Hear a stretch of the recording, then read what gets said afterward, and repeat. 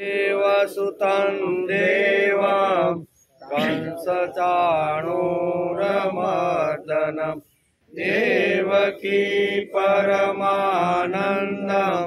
कृष्णं वन्दे जगद्गुरु। गुरुर्ब्रह्मा गुरुर्विष्णु गुरुर्देवो महेश्वर गुरुर्साक्षात् परब्रह्म तस्मै श्री गुरुवे नमः। नारायणं नमस्कृत्यं नरं चैव नरोत्तमं देवीं सरस्वती व्यासं ततो जयमुदीरयेत् ततो जयमुदीरयेत्। जय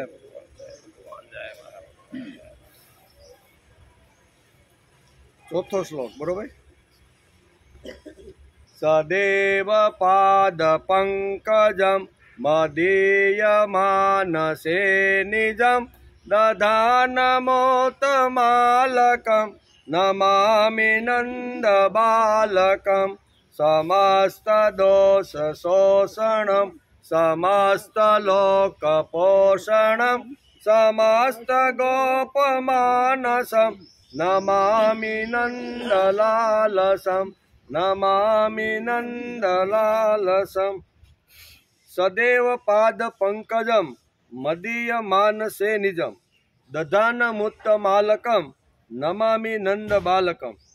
जेणे पोताना चरण कमल ने मारा मन रूपी सरोवर में स्थापित कर्या। केवा? जेणे पोताना चरण कमल ने मारा मन रूपी सरोवर में स्थापित कर्या छे। एवा सुंदर अलको એટલે કે લટો વાળા નંદકુમાર ને હું નમસ્કાર કરું છું। समस्त दोष शोषणम समस्त लोक पोषणम। जे भक्तो से एना सर्व दोषों ने दूर करवा वाला अने सर्व लोकनु पोषण करवा वाला। समस्त गोप मानसम नमामि नंद बालकम। समस्त गोवाळोना हृदय रूप अने नंदजीनी लालच रूप से एवा श्री कृष्ण ने हूँ नमस्कार करूँ। तो आम आद्य गुरु पोताना स्तोत्रनी अंदर आटली वातो लखे छे। आजे श्रीमद भागवत शुरू थयो एनो 150मो दिवस 150 दिवस थई गया बरोबर। गई काले आपणे स्कंद 8 अने अध्याय 19 ने नमस्कार कर्या। भगवान वामननी बलि पासेथी 3 चरण पृथ्वीनी मागणी। बलिए वचन आपू अने शुक्राचार्य वारंवार एने वारवो के भाई तू આવી રીતનું જે માગે છે એ આપવા માટે સંકલ્પ કર્યા એ બધું વારંવાર વારવાનો પ્રયત્ન કરે એ પણ આપણે જોયું। બલિ રાજા કહે છે કે તમારી માગણી તો બાળકના જેવી છે। 3 ડગલા પૃથ્વી માગી એટલે કે ભાઈ તમારી તો માગણી બાળક જેવી છે। તમારી માગણી બાળક જેવી છે। માંગવું હોય તો ધન સંપત્તિ દ્વીપ अथवा पृथ्वीनो कोई एकादो नानो टुकड़ो कारण के 3 जे शुं कहेवाय पृथ्वी से आकाश से अने स्वर्ग से मारा कब्जा में से एमांथी एकादो द्वीप जो तमारे मागवानो होय तो मागो। हवे 3 डगलामां मागीने हवे आ ब्राह्मणनुं पेट तो हाव नानुं छे एम करे।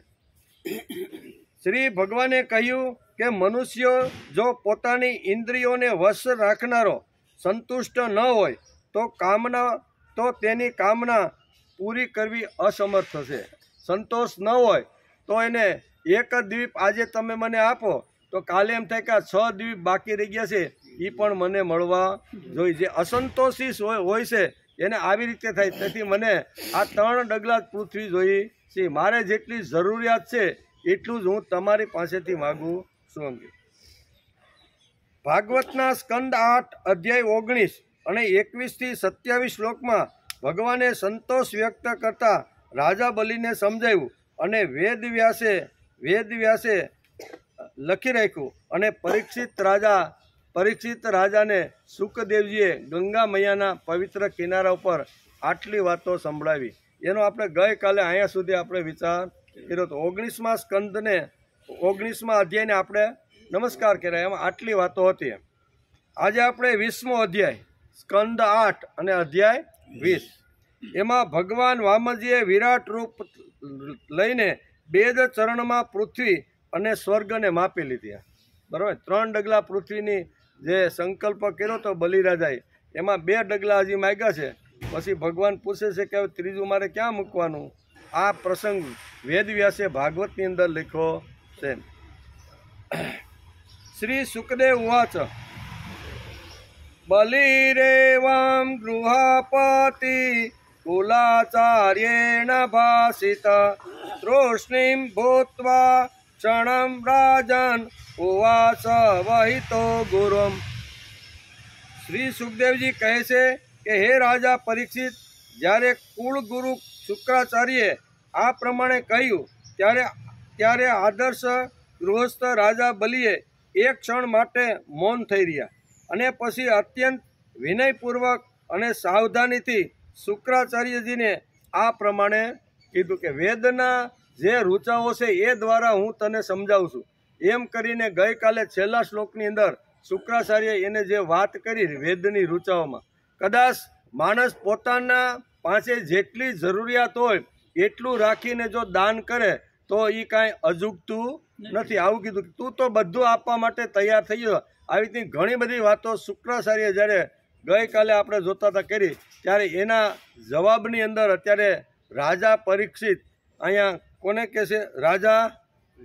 રાજા બલિરાજા અત્યારે શુક્ર, એ વાત તો બધી સાચી છે, પણ ગૃહસ્થાશ્રમમાં રહેનારાઓ માટે એ જ ધર્મ છે કે જેનાથી અર્થ, કામ, યશ અને આજીવિકાની પ્રાપ્તિમાં ક્યારેય કોઈ રીતે અવરોધ ઊભો ન થાય. ગૃહસ્થીના જે નીતિ નિયમો છે અથવા એને કેટલો સંગ્રહ કરવો અર્થનો, બરાબર, એ તો ગૃહસ્થાશ્રમની અંદર બહુ સારી રીતે તમે મને સમજાવ્યું. પરંતુ હે ગુરુદેવ, હું પ્રહલાદજીનો પૌત્ર છું. કેવો? તમે મને સમજાવી વાત સાચી છે. મેં જલ લઈ અને આવી તો સંકલ્પ પણ કરી નાખ્યો છે. તમે મને જે કાંઈ કીધું મારા હિતની જ વાત તમે મને કરતા રહ્યા છો. પણ તમે સાંભળો, હું પ્રહલાદજીનો પૌત્ર છું અને દાન કરવાની એકવાર પ્રતિજ્ઞા કરી ચૂક્યો છું. તો હવે તેમના લોભને લીધે એક ઠગની જેમ હું આ બ્રાહ્મણને કેવી રીતે ના કહી શકું? જો મેં એકવાર આવી રીતની પ્રતિજ્ઞા અથવા સંકલ્પ કરી લીધો, જલ પણ છોડી દીધું છે કે હવે તમે જે માગશો એ હું આપવા માટે તૈયાર. આટલી હદ સુધી મેં આ પ્રતિજ્ઞા કરી લીધી છે. તો હું પ્રહલાદનો પૌત્ર છું અને પ્રહલાદ પણ પોતાની પ્રતિજ્ઞામાં બાપાએ ગમે તેટલા મારવાના પ્રયત્ન કર્યા પણ એને રામ નામની જે પ્રતિજ્ઞા લીધી હતી એ એને છોડી નહીં. બાપાએ એને રામ નામ ભૂલાવવા માટે ઘણા બધા પ્રયત્ન કર્યા, પણ મારા આવી રીતના જે દાદા છે એણે ક્યારેય આવું કર્યું નથી. એનો હું પૌત્ર છું અને એનો હું પૌત્ર હોવાના નાતે મેં જે સંકલ્પ કર્યો છે એમાં હું કોઈ ફેરફાર અત્યારે કરી શકું એમ નથી. એમ કે એમાં કોઈ ફેરફાર કરી શકું એમ નહીં.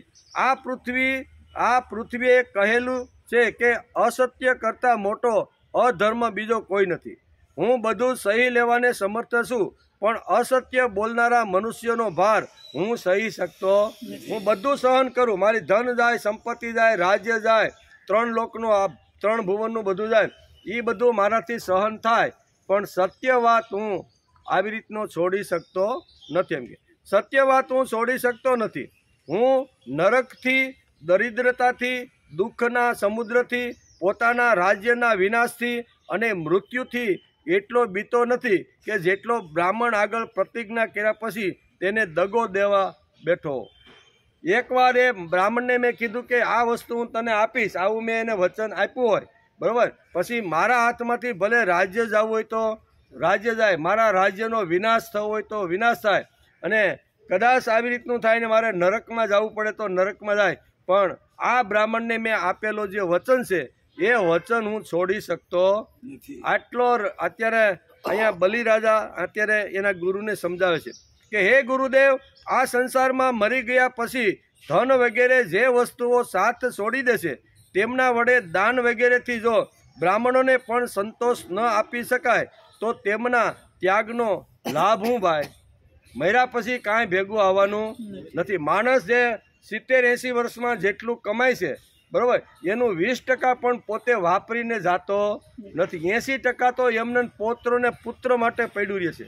એ અહીં સમજાવે છે કે જે ધન ભેગું કરેલું હોય એ ધન ભેગું કર્યા પછી માણસ જ્યારે મૃત્યુ પામે છે ત્યારે ધન એ ફક્ત ભેગું કરેલું ધનમાંથી 20% જ પોતે વાપરે છે, બાકીનું અનામત રાખીને જાય છે. અનામત રાખ્યા પછી એ ધનનો પૌત્ર અને પુત્રો કેવી રીતનો ઉપયોગ કરે એ મને ખબર નથી. અત્યારે આ બ્રાહ્મણને જો દાનની અંદર મને મળેલી સંપત્તિ અથવા એણે માગેલી જે વાત છે એ આપી દઉં તો મને નરક મળે નહીં. અને કદાચ પ્રતિજ્ઞા તોડવાથી જો આ બધું થતું હોય તો એ પ્રતિજ્ઞા મારે તોડવી નથી. એક બ્રાહ્મણને મેં વચન આપી દીધેલું છે. મારા દાદા પ્રહલાદના નીતિ નિયમ પ્રમાણે હું ચાલુ છું. તેથી વેદવ્યાસ લખે છે કે બલિરાજાની અંદર 3 પેઢીઓનું મિશ્રિત છે. 3નું મિશ્રણ છે. આમાં કેવું, બલિરાજાની અંદર એટલે કે હિરણ્યાકશિપુના થોડા ગુણો અને અવગુણો પણ છે, પછી પ્રહલાદના ગુણો પણ એની અંદર આવેલા છે, અને આ વિરોચન જે છે એના પિતા એના પણ થોડા ગુણો. આ 3નું મિશ્રણ એટલે બલિરાજા. આ બલિરાજાની આપણે જો અભ્યાસ અને એનું ચિંતન કરશું તો આ 3 ગુણો બલિરાજાની અંદર મિશ્રિત હોય એવું વેદવ્યાસે લખ્યું છે. તેથી કહે છે કે મારા જે દાદા છે પ્રહલાદ, એણે જે કામ કર્યા, જે પ્રતિજ્ઞાઓ લીધી, જે રામના માટે પોતાનો જીવને આવી રીતના આપી દેવા માટે પ્રયત્ન કર્યો છે, તો એનો હું પૌત્ર છું. તેથી મેં એકવાર આવી રીતનું આ ઠીંગણા બ્રાહ્મણને વચન આપી દીધું કે તમે જે માગશો તે હું આપીશ. તેથી શુક્રાચાર્યને વારંવાર અત્યારે બલિરાજા આ વાત કહી રહ્યા છે. આગળ કહે છે, દધીચી, શિબી વગેરે મહાપુરુષોએ પોતાના પરમ પ્રિય દુરત્યજન પ્રાણોનું દાન કરીને પણ પ્રાણોની કલ્યાણ કર્યું છે. તો પછી પૃથ્વી વગેરે વસ્તુનું દાન આપવામાં વિચારવાની શું જરૂર છે? દધીચી મુનિએ પણ જ્યારે દેવોને જરૂર પડી, દેવોને જ્યારે ભગવાને કીધું કે જો તમે દધીચી ઋષિના હાડકાં લઈ આવો અને એમાંથી અસ્ત્ર બનાવો અને એ અસ્ત્રથી દૈત્ય સામે તમે જો લડવા જશો ને તો તમારો જીત પાકી છે, તમારો પરાજય થશે નહીં. તો દધીચી ઋષિ જેવા મહાપુરુષે પોતાનું જીવન આવી રીતના શું કહેવાય કલ્યાણના માટે જો આપી દીધું હોય તો મારું તો કદાચ રાજ્ય જ હશે. એમ કે એણે તો આખો જીવ પણ આપી દીધો છે. શિબી રાજાની અહીંયા વાત કરતા અત્યારે અહીંયા બલિરાજા કહે છે કે શિબી રાજા પણ એક એવી રીતના રાજા હતા કે બીજા પક્ષીને બચાવવા માટે પોતાના શરીરમાંથી બધું માંસ કાપીને આપી દે છે. પોતાનું શરીર ખલાસ થવું હોય તો થવા દો, પણ મેં જેનું રક્ષણ કર્યું છે, મેં જેને અહીં મારા સહાયમાં અથવા મેં કીધું છે કે તારે ધ્રુજવાની જરૂર નથી, હું તારું રક્ષણ કરીશ, આવું જેણે વચન આપ્યું છે એના આખા શરીરની આવી રીતની આપી દીધું. તો એટલું મોટું તો આ કામ નથી. મારી પાસેથી જાશે તો 3 લોકનું રાજ્ય મારી પાસે મારા કબજામાં છે, 7 દ્વીપો મારા કબજામાં છે. કદાચ માગશે અને તમે એમ કહો છો આ ઠીંગણો નથી, આ તો વિરાટ પુરુષ છે, બરાબર ને? આ તો વિષ્ણુ છે, વ્યાપક બનીને આવ્યો છે. અટાણે ભલે હાથમાં દોરડી અને બધી વાત મને સમજાવો છો, પણ મેં એકવાર આવી રીતનું વચન આપી દીધું કે હું તમને આપીશ. એટલે હે ગુરુદેવ, તમારા શબ્દો સાચા છે, તમારી વાત બધી ખરી છે, પણ મેં એકવાર આવી રીતની પ્રતિજ્ઞા કરી છે. એ પ્રતિજ્ઞા મરણ અંતે પણ હું છોડવા તૈયાર નથી. વારંવાર બલિરાજા અત્યારે શુક્રાચાર્યને આ પ્રમાણે સમજાવે છે. એટલે કે દધીચી, શિબી વગેરે મહાપુરુષે પોતાના પરમ પ્રિય એટલે કે દુસ્ત્યજ પ્રાણોનું દાન કરીને પણ પ્રાણીઓનું રક્ષણ કર્યું છે. પ્રાણીઓનું રક્ષણ કર્યું છે. તો પછી પૃથ્વી વગેરે વસ્તુઓનું દાન આપવામાં વિચારવાનું શું છે? આને તો 3 ડગલા પૃથ્વી માગી છે, તો એમાં વિચારવાનું કાંઈ છે નહીં. હે બ્રહ્માંડ, પહેલાંના યુગમાં મોટા દૈત્યોએ આ પૃથ્વીનો ઉપભોગ કર્યો છે. પૃથ્વી પર તેમનો પ્રતિકાર કરનાર કોઈ ન હતો. તેમના લોક અને પરલોકને તો કાળ ભરખી ગયો છે, પરંતુ તેમનો યશ અત્યારે જેમનો છે તેમ કાયમ માટે રહ્યો છે. જેણે પૃથ્વી માટે પોતાના જીવન અર્પણ કરી દીધા છે એ ભલે શરીરથી આ જગતમાં વયા ગયા છે, પણ એની કીર્તિ, એનો યશ, એને કરેલો જે કર્મયોગ છે એ આજે પણ આવી રીતનો અખંડ છે. એમ અત્યારે રાજા અત્યારે કહે છે. બલિરાજા કહે છે, હે બ્રહ્માંડ, પહેલાંના યુગમાં આવી રીતનું હતું. હે ગુરુદેવ, સંસારમાં એવા લોકો ઘણા છે કે જેઓ યુદ્ધમાં પીઠ ન બતાવતા પોતાના પ્રાણોથી બલિ ચડાવી દેશે, પરંતુ એવા લોકો ઘણા દુર્લભ છે કે જેઓ સુપાત્ર આવી મળતા શ્રદ્ધા સહિત ધનનું દાન કરે. બે વાત અહીંયા વેદવ્યાસ લખે છે અને અત્યારે રાજા બલિ ગુરુદેવ એટલે શુક્રાચાર્યને કહે છે કે તમારી વાત 100% સાચી છે, પણ યુદ્ધની અંદર જે યોદ્ધો લડવા માટે જાય છે એ પ્રાણ જ્યાં સુધી છે ત્યાં સુધી પીઠ બતાવતો નથી. એટલે એક વાત આ કરી છે.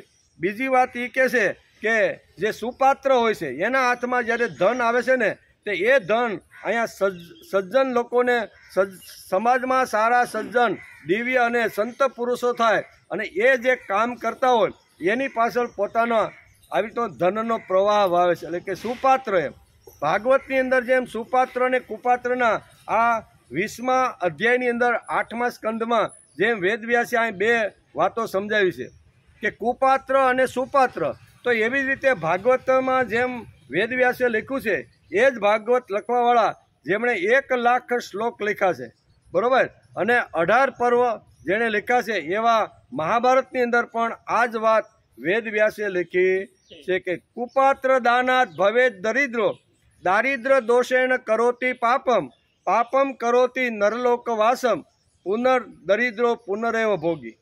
જો કુપાત્રને જો દાન અપાઈ જાય તો એની ગતિ કેવી થાય છે એ ભાગવતકાર અને મહાભારત લખનાર વેદવ્યાસે આ બે વાતો આપણી સામે મૂકી દીધી છે કે કુપાત્ર દાનાત ભવેત દરિદ્રો, કુપાત્ર હોય અને જો એને ભૂલથી જો દાન અપાઈ ગયું હોય તો પોતે તો દરિદ્ર બને છે, પણ જે લે છે ને એ પણ કુપાત્રને આપવાથી એ દારૂ પી અથવા ગમે તેવા કાળા ધંધા કરીને આપેલું દાન ખલાસ કરી નાખે છે. તો એની ગતિ કેવી થાય બેની?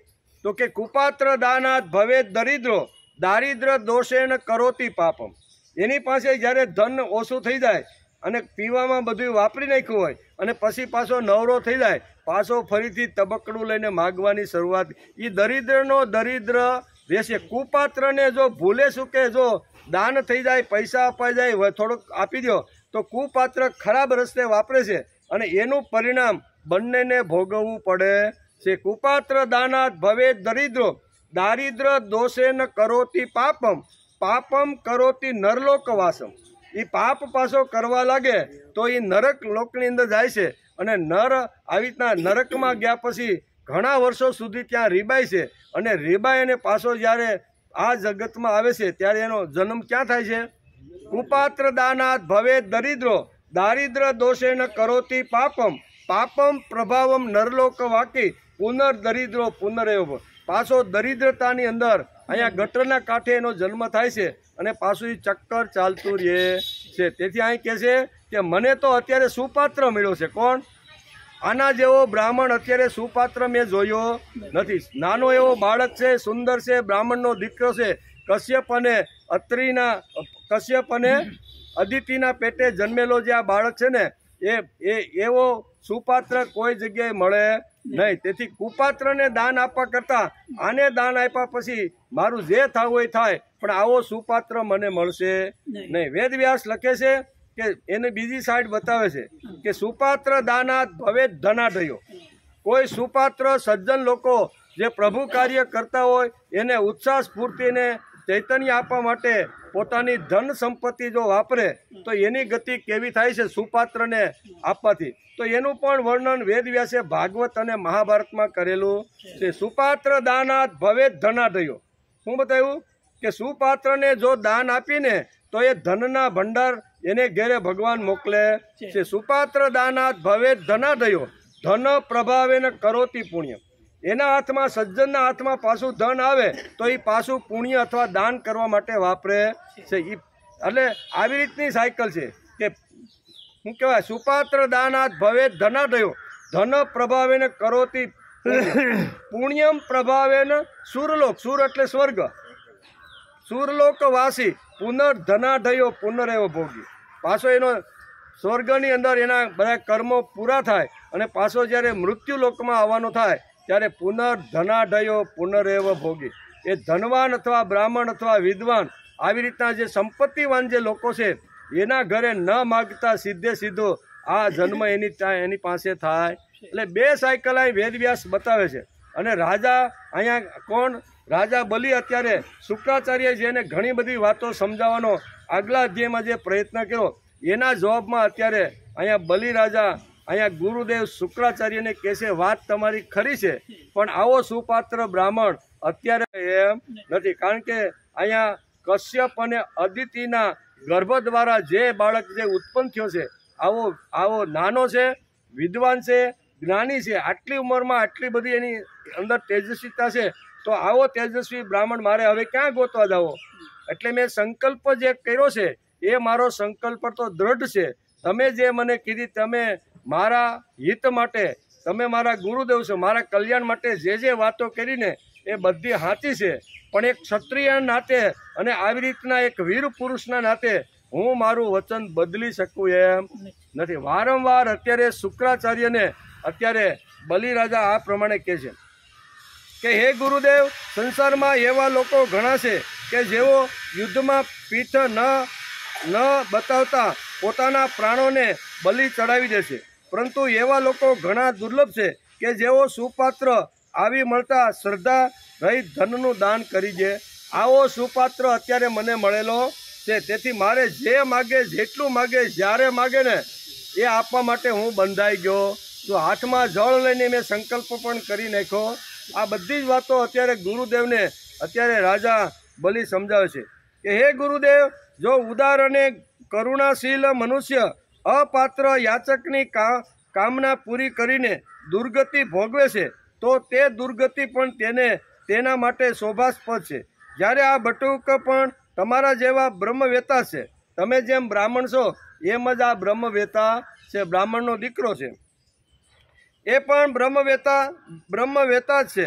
તો પછી તમારા જેવા બ્રહ્મવેતાને દાન કરવાથી દુઃખ પ્રાપ્ત થાય તો એ તો વધુ શોભાસ્પદ છે.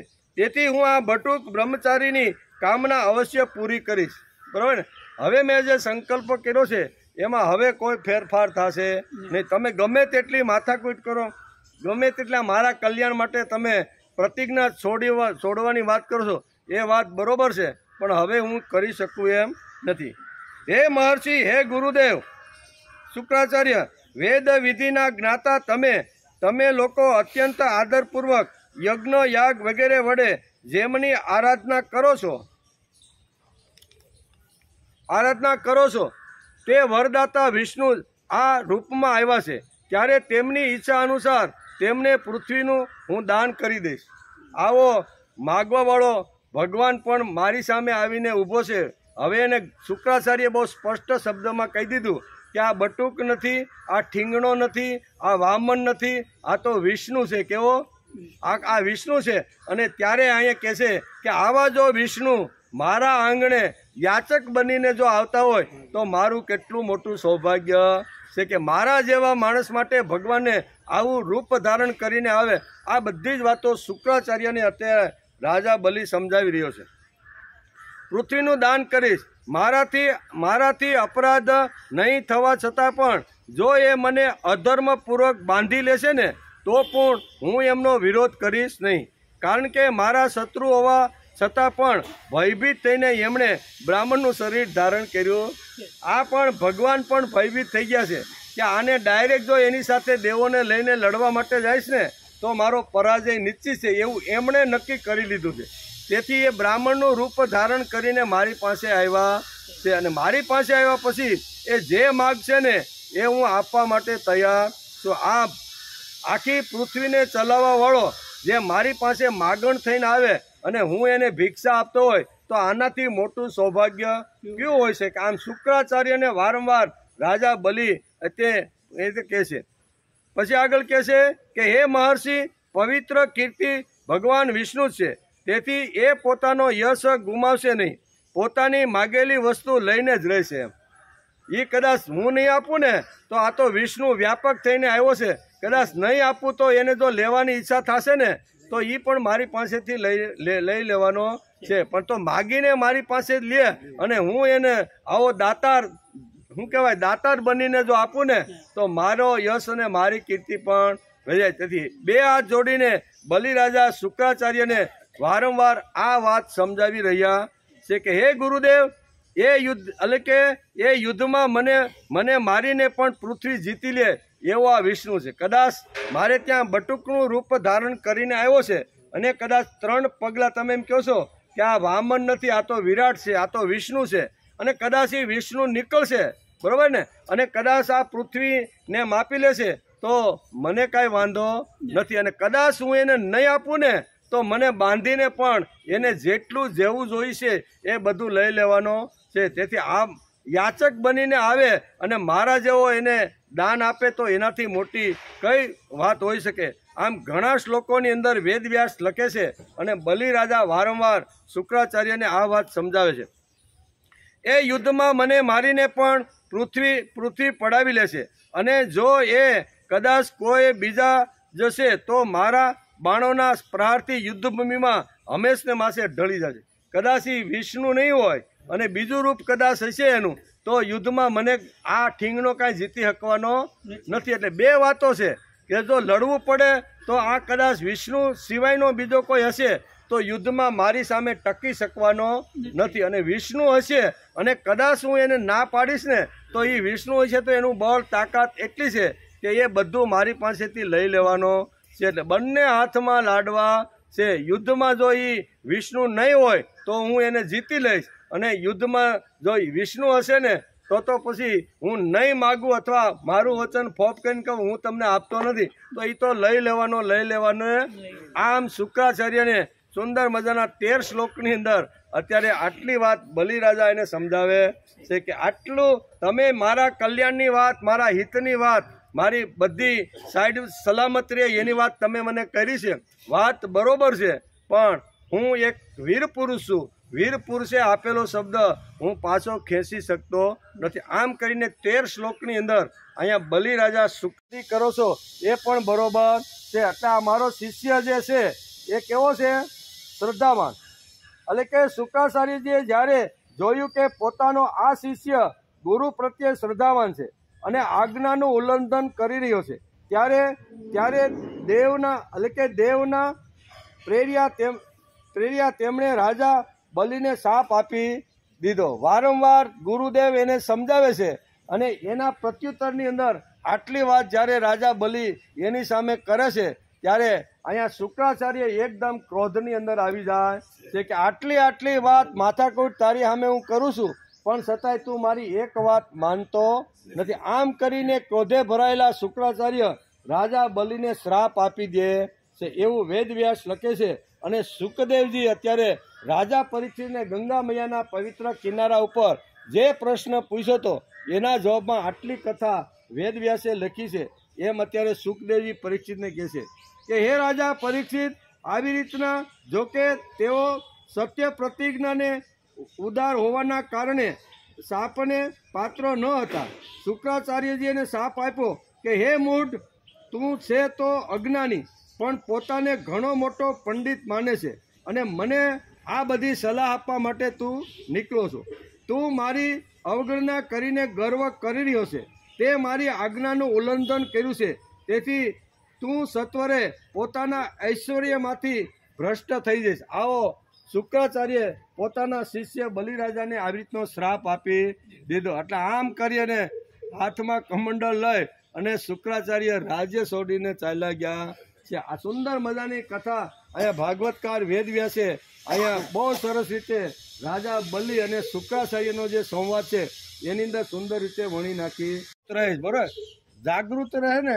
એટલે બલિરાજાની સુપી પોલીસે શુક્રાચાર્યને દરેક પ્રકારના રિપોર્ટ આપતા હતા. તેથી શુક્રાચાર્ય વારંવાર રાજા બલિને ચેતવતા હતા એવું વેદવ્યાસ કહે છે. કારણ કે સીઆઈડીના માણસો, જે રાજનીતિના સીઆઈડીના માણસો હોય એ આખા દુનિયામાં ફરતા હોય. એ આપણને ખબર પડે નહીં કે આ સીઆઈડી આપણા જેવો આપણી સાથે બેસી હરે ફરે, પણ પછી ખબર પડે કે આ તો આપણી પાસેથી બધી વાતો જાણીને લઈ જાય. આવા દરેક દેશના રાજનીતિની અંદર આવી રીતના સીઆઈડી માણસો તો હોય છે. એ રાજ્યમાં કઈ ચળવળ ચાલે છે, કોણ ક્યાં છે, એ રાજા બધું આવી રીતના માણસોને મોકલી અને ગુપ્ત વાતો રાજા મેળવતો હોય છે. તેથી કહે છે બલિરાજાની સુફી પોલીસે શુક્રાચાર્યને દરેક પ્રકારના રિપોર્ટ આપતા હતા. તેથી શુક્રાચાર્ય વારંવાર બલિને ચેતવતા હતા, કારણ કે એને આવા સમાચાર મળી જતા.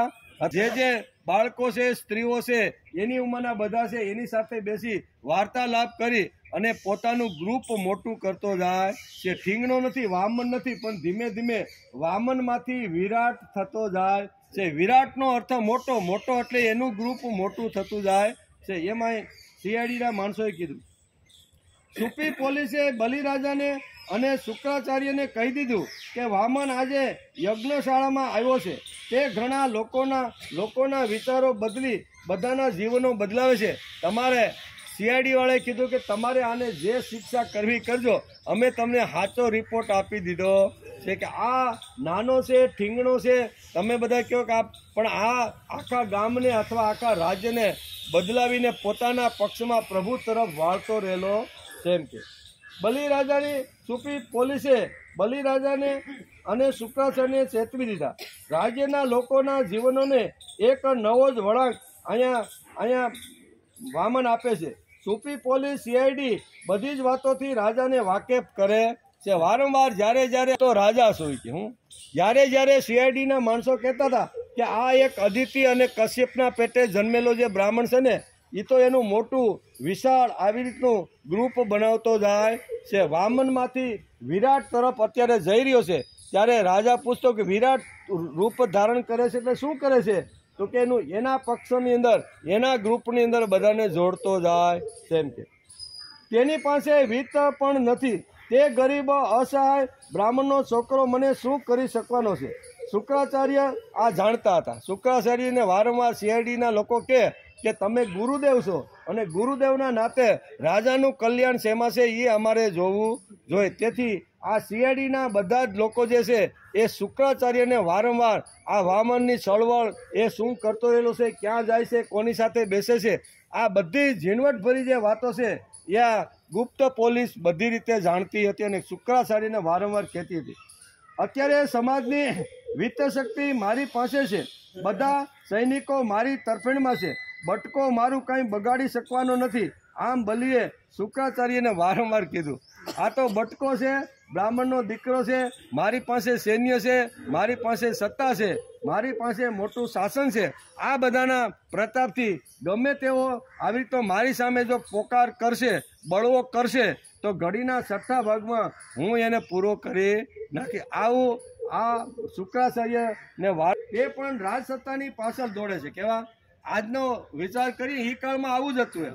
આજે જે સત્તા ઉપર બેઠા છે, આપણે ઘણીવાર ઘણા પ્રસંગોમાં જોતા હોય, બરાબર. તાલુકાની અંદર કોઈ સારો પક્ષ હોય અને એમાં જો ટિકિટ લઈ લીધું હોય તો વગર મહેનતે એ ભાઈ એમાંથી છૂટાઈ જાય.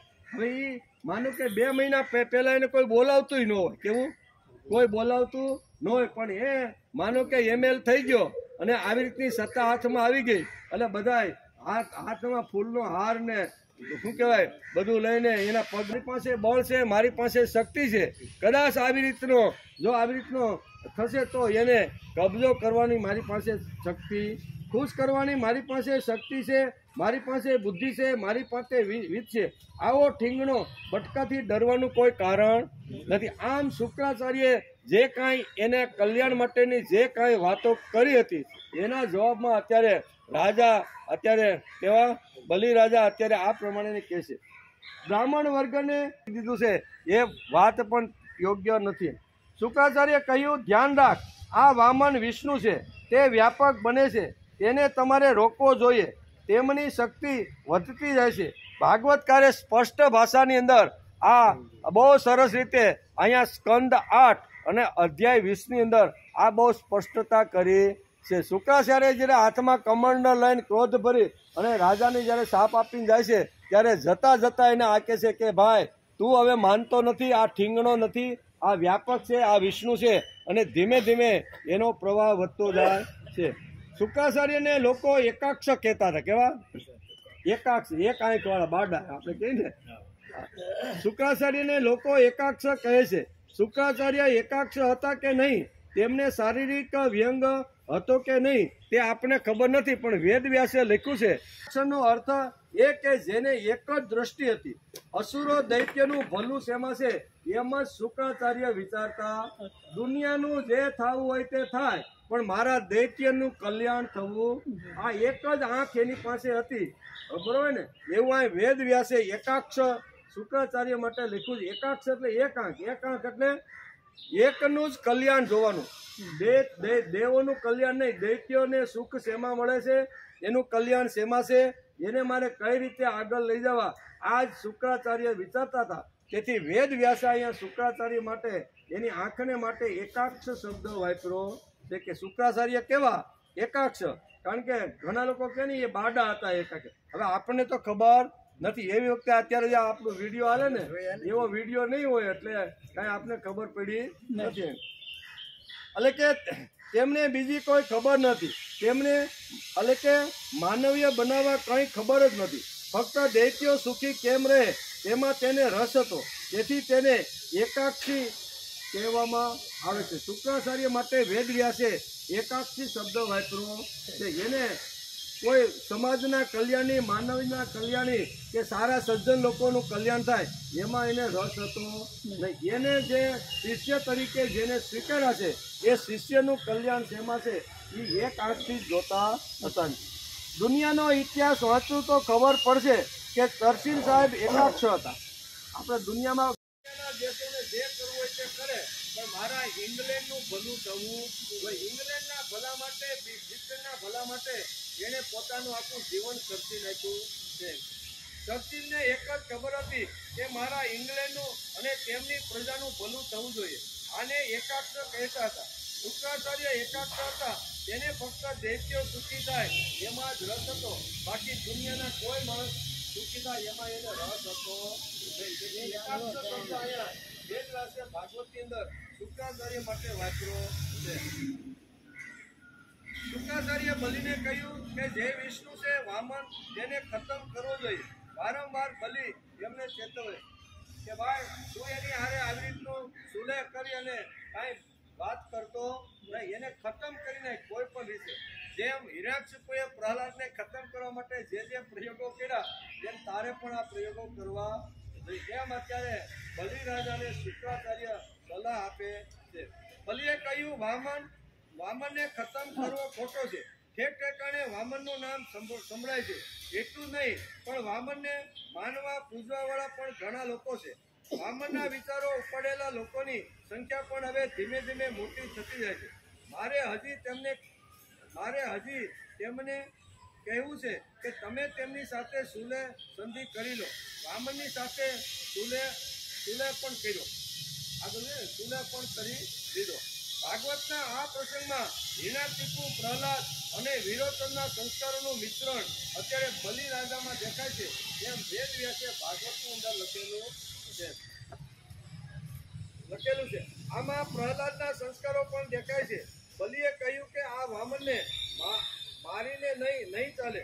હું તેને દાન દક્ષિણા આપી અને મારા કબજામાં લઈ સંતુષ્ટ કરી અને મારી તરફ હું ખેંચી લઈ. શુક્રાચાર્યે કીધું કે આને ફાંસી ચડાવી દે, નકર તારું બધું. વામનને પોતાના એટલે કે રાજા કરવાનું ફરમાન બલિને કરે છે. મારી પાસે સત્તા સંપત્તિ છે, હું એની હારે સુલેહ કરીશ. જરૂર પડે તો 5-25 ગામડા આપી અને એને મનાવી લેવાનો પ્રયત્ન કરીશ. આ પ્રસંગનું રાજનૈતિક દ્રષ્ટિથી પણ વિશ્લેષણ કરવાની જરૂર છે, પણ અત્યારે આ કરવા માટે આપણે બેઠા નથી. આપણે તો ભાગવત પૂરું કરવા માટે અથવા એના વિચારોને સમજવા માટે બેઠા છીએ. બલિએ વામન સાથે સુલેહ સમાધાન કરવાની વાત કરી, તેમાં તેનો અને શુક્રાચાર્યનો મતભેદ ઉભો થયો છે. તેથી શુક્રાચાર્યએ એને શ્રાપ આપી દીધો. તારું ઐશ્વર્યયુક્ત 3 લોકનું જે રાજ્ય છે ને એ રાજ્ય તારું ખલાસ થઈ જશે. આમ શુક્રાચાર્યની વાત ન માનતા બલિ રાજાને શુક્રાચાર્યએ શ્રાપ આપ્યો છે. શુક્રાચાર્યએ સ્પષ્ટ શબ્દોમાં કહ્યું કે વામન સાથે સુલેહ કરવાનો અર્થ એ છે કે આજ સુધી આપણે સ્વીકારેલી પ્રણાલીને ખતમ કરી. બલિએ શુક્રાચાર્યને કહ્યું કે આમાં પ્રણાલી ખતમ કરવાની વાત ક્યાં આવી કોઈ જરૂર નહીં પડે. આપણે વામન બટુક સાથે સુલેહ કરી જાણી લઈશું કે તે શું કરવા માંગે. આપણે એને યજ્ઞશાળામાં બોલાવશું, એની સાથે ચર્ચા કરશું અને ભાઈ તું આટલું મોટું વિચાર ઊભું કરીને તું શું કરવા માંગે કે એમ બલિરાજા શુક્રાચાર્યને કહે છે કે આપણે પૂછીને સુલેહ કરી લેશું. આપણે વામન બટુક સાથે સુલહ કરી જાણી લઈશું કે તે શું કરવા માંગે છે. આમાં આપત્તિનો કોઈ પ્રશ્ન નથી. આમ બલિએ શુક્રાચાર્યને કીધું. શુક્રાચાર્યને સુલેહ કરવાની વાત રાજા બલિને માન્ય ન હતી, કારણ કે શુક્રાચાર્ય સંપૂર્ણ રીતે ઋતુઓને ધ્યાનમાં રાખી અને બધી વાત એને સમજાવવામાં આવી કે ભાઈ, કોઈ પણ દાન જો કરવાનું હોય તો માણસે રાહ રાખીને વાત કરવી. આ સિદ્ધાંત અત્યારે શુક્રાચાર્યને સમજાયું. હું આપણે પણ કહીએ રાહ રાખીને વાત. રાહ નવગ્રહનો જે પ્રસંગ છે ને, એમાં પણ જયારે ચિઠ્ઠી જાય છે ત્યારે એની પત્ની સમજી જાય છે કે આમાં રાહ રાખીને વાત કરવાની છે, રાહને રાખવાનો છે અને મારા દીકરાને બલિ ચડાવવાનો છે. એવી રીતના અહીં પણ છે કે તમારે આપો એનો કઈ વાંધો નથી. બ્રાહ્મણ તમારે ત્યાં યાચક બનીને આવે અને તમારે દાન આપવું હોય રાજા તરીકે તો આપો એમ, પણ તમારે રાહ રાખીને વાત કરવાની. આ તો તમે બધું જ આપી દીધું છે, તમારા હાથમાં કંઈ જ બચવાનું નથી. એ તો જ્યારે આવી રીતના વામનમાંથી વિરાટ થશે ને ત્યારે આમ વારંવાર શુક્રાચાર્ય રાજા બલિને ચેતવી રહ્યા કે ઘણી બધી વાત કરી પણ એક વાત બલિરાજાએ એની સ્વીકારી નહીં. ત્યારે એકદમ ક્રોધની અંદર આવી ગયા. તો કહે છે કે તારું ઐશ્વર્યયુક્ત તારા 3 આવી રીતના શું કહેવાય, પૃથ્વી, પાતાળ અને આકાશમાં તારો યશ, કીર્તિ અને તારું સન્માન થાય છે, એ તારું બધું નષ્ટ થઈ જશે. આમ કરી શ્રાપ આપીને જતા રહ્યા છે. પાણીનો ટાઈમ થઈ ગયો છે એમ કે પાણીનો ટાઈમ થઈ ગયો ને ભગવાનને અપાડી દેજો, ભગવાન હેરાન થઈ જાય. ભગવાનને અપાડી દેજો જમીન. હા, એ તો આપવાની છે. આજે આપી જ દેવાનો છે એમ સંકલ્પ તો કરી દે.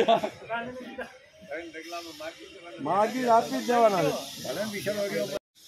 20 શ્રી સુખદેવજી મહારાજ કહે છે, શું કહે છે?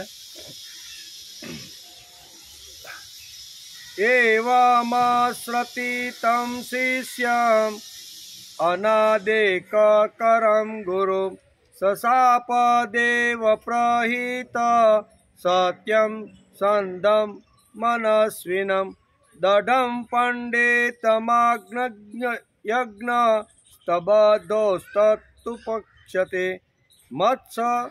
મત્સાસનાતિગો યસ્યત શિરાદ હસ્યતે શ્રિય. સુખદેવજી મહારાજ કહે છે કે હે રાજા પરીક્ષિત, શુક્રાચાર્યજીએ જ્યારે જોયું કે પોતાનો આ શિષ્ય ગુરુ પ્રત્યે અશ્રદ્ધાવાન છે અને આજ્ઞાનું ઉલ્લંઘન કરી રહ્યો છે, ત્યારે દેવના પ્રેર્યા તેમણે રાજા બલિને શાપ આપી દીધો. જોકે તેઓ સત્ય પ્રતિજ્ઞ અને ઉદાર હોવાના કારણે શાપને પાત્ર ન હતા. શુક્રાચાર્યજીએ શાપ આપ્યો કે હે મૂઢ, તું છે તો અજ્ઞાની પણ પોતાને ઘણો મોટો પંડિત માને છે. તું મારી અવગણના કરીને ગર્વ કરી રહ્યો છે. તે મારી આજ્ઞાનું ઉલ્લંઘન કર્યું છે. તેથી તું સત્વરે પોતાના ઐશ્વર્યમાંથી ભ્રષ્ટ થઈ જઈશ. રાજા બલિ મોટા મહાત્મા હતા. પોતાના ગુરુએ શાપ આપ્યો છતાં પણ તેઓ ચલિત થયા. શાપ આપી દીધો પણ પોતાના વચન ઉપર ચલિત થયા નહીં. તેમણે વામન ભગવાનની વિધિપૂર્વક ફરીથી પૂજા કરી અને હાથમાં જળને 3 ચરણ ભૂમિનું દાન કરવાનો સંકલ્પ કરી દીધો. શુક્રાચાર્ય સમજાવ્યા છતાં અહીંયા એની વાત માની નહીં, અનાદર કર્યો અને હાથમાં જળ લઈ અને 3 ચરણ પૃથ્વી અહીંયા બલિરાજાને આપવા માટે સંકલ્પ કરી દીધો. તે જ સમયે રાજા બલિના પત્ની વિંધ્યાવલી કે જે મોતીના ઘરેણાથી સુસજ્જ હતી તે ત્યાં આવ્યા. તેમણે વામન ભગવાનના ચરણો પખાડ્યા અને જળથી ભરેલો સોનાનો કળશ પોતાના હાથે લાવીને આપ્યો. બલિએ પોતે ઘણા આનંદ સાથે ભગવાનના સુંદર બંને ચરણો પખાડ્યા અને તેમના ચરણનું તે વિશ્વાસ પાવન જળ પોતાના મસ્તક પર પધરાવ્યું. બરાબર ને? એને હવે અત્યારે બલિરાજાને સંપૂર્ણ ખબર પડી ગઈ હતી કે આ ભગવાન વિષ્ણુ છે, કારણ કે એણે આગળના શ્લોકમાં કીધું કે જો ભગવાન વિષ્ણુ હશે ને તો એને જે લેવાનું હશે ને તે લઈને જ રહેશે, મારા જેવાની શક્તિ એની સામે કામ લાગશે નહીં. અને કદાચ બીજા રૂપની અંદર બીજો કોઈ જો આવ્યો હશે અને મારી સાથે યુદ્ધ કરશે તો હું યુદ્ધમાં એને પરાજિત કરી દઈશ. આ બે વાતો અહીંયા શું કહેવાય બલિ સમજતો હતો. તેથી વિચાર કરે છે કે આ તો વિષ્ણુ ભગવાન પોતે જ સાક્ષાત અહીંયા યાચક બનીને મારા જેવા રાજાની પાસે માગણ થઈને આવ્યા છે. આનાથી મોટું સૌભાગ્ય કયું હોય કે જે ભગવાન પોતે જ અહીંયા માગવા માટે જાય. એટલે આવો વિચાર કરી અને પતિ પત્ની બંને સાથે રહી અને ભગવાન વિષ્ણુના પગ પખાળી અને આવી રીતનું એને પધરાયું. તે સમયે આકાશમાં ઉપસ્થિત દેવો, ગંધર્વો, વિદ્યાધરો, સિદ્ધો, ચારણો બધા જ રાજા બલિના અલૌકિક કાર્યની અને નિખાલસતાથી પ્રશંસા કરવા લાગ્યા. અતિ આનંદપૂર્વક તેમના ઉપર દિવ્ય પુષ્પોની વૃષ્ટિ થવા લાગી. એક સામટા હજારો નગારા વારંવાર વાગવા લાગ્યા. ગંધર્વો, કિમપુરુષો અને કિન્નરો ગાવા લાગ્યા. અહો ધન્ય છે આ ઉદાર શિરોમણી બલિએ એવું કાર્ય કરી દીધું છે કે જે કરવું બીજા માટે અત્યંત દુષ્કર છે. જુઓ તો ખરા, એમણે જાણી જોઈને પોતાના શત્રુને 3 લોકોનું આવી રીતનું દાન આપી જાણે છે. શુક્રાચાર્ય ચેતવા છે, બધી જ વાત અહીં બલિરાજા જાણે છે. જાણતા હોવા છતાં પણ આણે આખા 3 લોકોનું જે રાજ્ય હતું એ ભગવાન વિષ્ણુના ચરણની અંદર ભિક્ષુક તરીકે આવેલા બટુકના ચરણમાં ધરી દીધું. આ સમયે એક ઘણી અદ્ભુત ઘટના બની એમ વેદવ્યાસ લખે છે. આ જ સમયે એક અદ્ભુત ઘટના બની. અનંત ભગવાનનું તે ત્રિગુણાત્મક વામન રૂપ મોટું થવા લાગ્યું.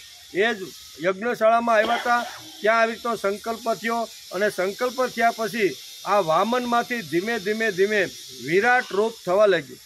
તે એટલું તો મોટું થઈ ગયું હતું કે પૃથ્વી, આકાશ, દિશાઓ, સ્વર્ગ, પાતાળ, સમુદ્રો, પશુ પક્ષીઓ, મનુષ્યો, દેવો અને ઋષિઓ બધા તે રૂપમાં સમાય. આટલું વિશાળ રૂપ અહીંયા યજ્ઞ મંડપની અંદર વામનમાંથી વિરાટ રૂપ ધારણ થયું. એટલે શું થયું તો કે વિરાટ રૂપની અંદર બધું જ આવી ગયું. પશુ પક્ષી, મનુષ્યો, પાતાળ જે કાંઈ લોકો હતા એ ભગવાનની અંદર આવી રીતના બધા એટલું મોટું એનું વિશાળ રૂપ થયું. જેવી રીતે ભગવાને અર્જુનને 11મા અધ્યાયના ગીતામાં જે વિરાટ રૂપ જે બતાવ્યું અને ભગવાને જરીક મોઢું ખોલ્યું તો આખું વિશ્વ જેમ ભગવાનના મુખારવિંદમાં હતું, બરોબર, એના મુખની અંદર બધા જઈ રહ્યા હતા. આ બધું એણે જોયું. ત્યારે અહીંયા પણ એ જ ઘટના વેદવ્યાસ લખે છે કે જે વખતે યજ્ઞશાળાની અંદર સંકલ્પ કરી અને જ્યારે આ 3 ડગલા પૃથ્વીની જ્યારે વાત કરી ત્યારે ભગવાન ધીમે ધીમે વિશાળ થવા લાગ્યા. એવી ઘટના એક વેદવ્યાસે આમાં લખી છે કે બધા જ રૂપો તેની અંદર સમાઈ ગયા. ઋત્વિજો, આચાર્યો અને સમાજો સહિત બલિને સમસ્ત ઐશ્વર્યના એકમાત્ર સ્વામી શ્રી ભગવાનના તે ત્રિગુણાત રૂપમાં પંચભૂતો, ઇન્દ્રિયો અને એમના વિષયો, અંતઃકરણ તથા જીવો સાથેનું તે સંપૂર્ણ ત્રિગુણમય વિશ્વ આ બલિરાજાએ આ વામનની અંદર વિરાટ થયેલા પુરુષની અંદર આ બધું જોયું. આ બધું એણે જોયું કે રાજા બલિએ તે વિશ્વરૂપ ભગવાનના ચરણોના તળિયામાં રસાતલ, ચરણોમાં ઘૂંટણોમાં પક્ષીઓ અને જાંઘોમાં મરદગુણોને જોયા. આ જ પ્રમાણે ભગવાનના વસ્ત્રોમાં સંધ્યા, ગુહ્ય ભાગમાં પ્રજાપતિઓ, જંગા સ્થળમાં પોતાના સહિત અસુરો, નાભીમાં આકાશ, કુખ એટલે કે ઉદરમાં 7 સમુદ્ર અને વક્ષસ્થળમાં નક્ષત્રોના સમુદાયને જોયા. તે બધા અસુરોને ભગવાનના હૃદયમાં ધર્મ, તનોમાં સત્ય મધુર વાણી, મનમાં ચંદ્રમા, વક્ષસ્થળમાં હાથમાં કમળ સાથેના લક્ષ્મીજી, કંઠમાં સામવેદ અને સમસ્ત વર્ણ સમૂહો ભાષા દેખાયા. આ વિરાટ રૂપની અંદર અહીંયા દૈત્યરાજ અહીંયા બલિને શું દેખાણું એનું વર્ણન અત્યારે અહીંયા ભગવાન વેદવ્યાસ ભાગવતની અંદર કરી રહ્યા છે. સુખદેવજી મહારાજ ગંગા નદીના પવિત્ર કિનારા ઉપર અહીંયા કોને સમજાવે છે? રાજા પરીક્ષિતને આ બધી ઘટના. એટલે કે બાહુઓમાં ઇન્દ્ર વગેરે સમસ્ત દેવો, કાનોમાં દિશાઓ, મસ્તકમાં સ્વર્ગ, કેશમાં મેઘવાળા, નાસિકામાં વાયુ, નેત્રોમાં સૂર્ય અને મુખમાં અગ્નિ. આ વિરાટ રૂપ ભગવાનનું જે શું કહેવાય વામનમાંથી વિરાટ રૂપે પ્રગટ થયા, તો એમાં શું શું દેખાણું? એ બલિરાજાને જે દેખાણું એ વેદ વ્યાસ ભાગવતની અંદર આ શબ્દોની અંદર લખી રાખે છે. વાણીમાં વેદ, જીહવામાં વરુણ, એટલે કે ભમરોમાં વિવિધ નિમેષ અને પલકોમાં દિવસ અને રાત્રિ દેખાયા. તે વિશ્વરૂપના લલાટમાં ક્રોધ અને નીચલા ઓઠમાં લોભના દર્શન થયા. હે રાજન, તેમના વિશ્વરૂપના સ્પર્શમાં કામ, વીર્યમાં જળ, પીઠમાં અધર્મ, એટલે કે પદ વિન્યાસમાં યજ્ઞ, છાયામાં મૃત્યુ, હાસ્યમાં માયા અને શરીરના રૂવાટામાં સર્વ પ્રકારની ઔષધિઓ અહીંયા વિરાટ પુરુષના દર્શનથી રાજા બલિએ જોયું કે હે રાજા પરીક્ષિત, સુખદેવજી મહારાજ કહે છે કે હે રાજા પરીક્ષિત, તેમની નાડીઓમાં નદીઓ, નખોમાં શિલાઓ અને બુદ્ધિમાં બ્રહ્માજી દેવો તથા ઋષિઓ દેખાયા. આ પ્રમાણે તે વીર બલિએ ભગવાનની ઇન્દ્રિયો અને શરીરમાં સમસ્ત ચરાચર પ્રાણીઓના દર્શન કરી લીધા. બલિને આ બધા દર્શન થયા. હે રાજા પરીક્ષિત, શરૂઆતમાં ભગવાનમાં આ સમગ્ર જગતને જોઈને તે તમામ દૈત્યો અત્યંત ભયભીત થઈ ગયા. દૈત્યો કેવા થઈ ગયા? ભયભીત થઈ ગયા. દૈત્યો બધા ભયભીત થઈ ગયા. તે સમયે ભગવાન પાસે અસહ્ય તેજવાળું સુદર્શન ચક્ર, ગરજતા વાદળ જેવો ભયંકર ટંકાર કરતું સાંગ ધનુષ્ય, વાદળ જેવો ગંભીર ઘોષ કરતો પાંચજન્ય શંખ, ભગવાન શ્રી વિષ્ણુની અત્યંત વેગવાળી કોમોદકી ગદા, ચંદ્રાકાર ચિહ્નોથી યુક્ત ઢાલ અને વિદ્યાધર તલવાર, અક્ષય બાણોથી ભરેલા 2 તર્કસ એટલે કે ભાથા વગેરે આયુધ્ય તથા લોકપાલો સહિત સુનંદ વગેરે ભગવાનના પાર્ષદો સેવાની અંદર હાજર થયા. ભગવાનના જે વૈકુંઠમાં જે પાર્ષદો હતા એ પણ અત્યારે ત્યાં આવીને ભગવાનની સેવામાં હાજર થયા. ભગવાને જ્યારે વિરાટ રૂપ ધારણ કર્યું ત્યારે કઈ કઈ વસ્તુ એની પાસે આવી છે એનું સુંદર મજાનું વર્ણન અત્યારે રાજા પરીક્ષિતને સુખદેવજી મહારાજ સંભળાવી રહ્યા છે.